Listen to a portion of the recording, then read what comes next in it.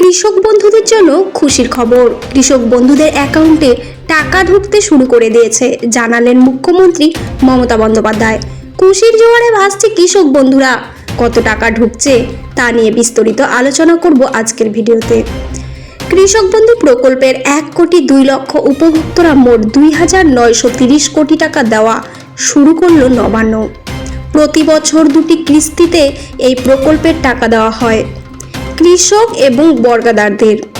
কৃষক বন্ধু প্রকল্পের 1,09,00,000 উপভোক্তাকে মোট 2,930 কোটি টাকা দেওয়া শুরু করলো নবান্ন। প্রতি বছর দুটি কিস্তিতে এই প্রকল্পের টাকা দেওয়া শুরু হয় কৃষক এবং বর্গারদের। মঙ্গলবার খারিফ মৌসুমের টাকা ছাড়া হলো বলে জানিয়েছেন মুখ্যমন্ত্রী মমতা বন্দ্যোপাধ্যায়। বীরভূমের ইলাম বাজারে বিডিও অফিস সংলগ্ন রাইস মিলের মাঠে পরিষেবা প্রদান অনুষ্ঠান থেকে এই ঘোষণা করেন মমতা ব্যানার্জি। নবান্ন সূত্রে খবর, এদিন থেকেই কৃষকদের ব্যাংক অ্যাকাউন্টে টাকা ঢুকতে শুরু করেছে।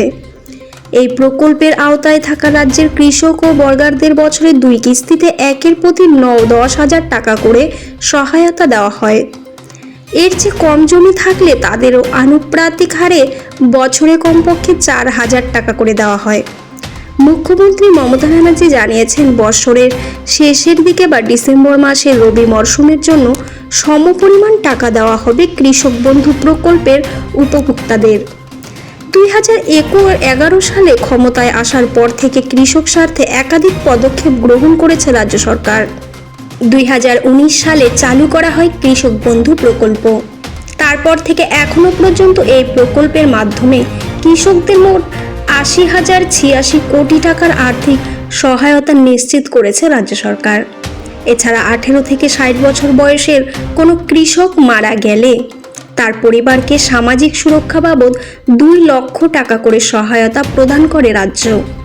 এই খাতে রাজ্যের প্রায় 1,46,000 কৃষক পরিবারকে মোট 2,920 কোটি টাকার সহায়তা প্রদান করা হয়েছে বলে এদিন এক্স হ্যান্ডেলে জানিয়েছিলেন মুখ্যমন্ত্রী মমতা ব্যানার্জি। তিনি বলেন, আমি সবসময় মনে করি কৃষকরা আমাদের সম্পদ, আমাদের গর্ব। আমাদের সরকার আগামী দিনেও এভাবেই তাদের সার্বিক কল্যাণের জন্য কাজ করে যাবে। এইরকম আরও খবর পেতে, সবার আগে খবর পেতে অল টাইম নিউজে চোখ রাখুন। ধন্যবাদ।